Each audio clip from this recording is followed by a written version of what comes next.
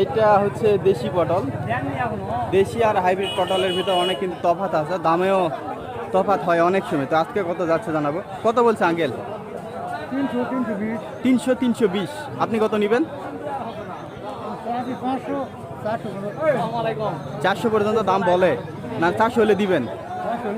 400 হলে দিবেন? আচ্ছা, না তাহলে তো আজকে হাইব্রিডের দামই বেশি। হাইব্রিড তো 520 পর্যন্ত হচ্ছে। তাহলে দেশির আজকে দাম কম, মানে দেশি একটু আমদানি বেশি হচ্ছে। দেশিগুলো কিন্তু বাইরে যায় না, আপনার এই স্থানীয়ভাবে দেশিগুলো বিক্রি হয়, সেজন্য একটু আমদানি বেশি হলে দাম কিন্তু কমে যায়।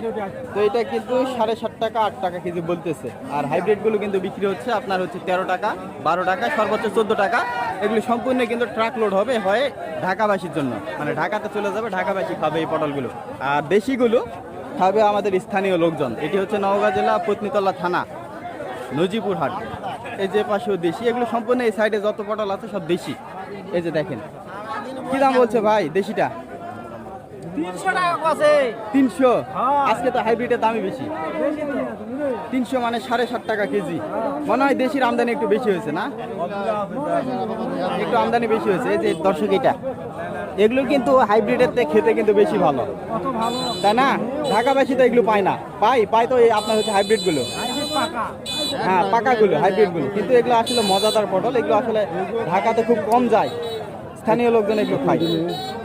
300 400 হলে দিবে।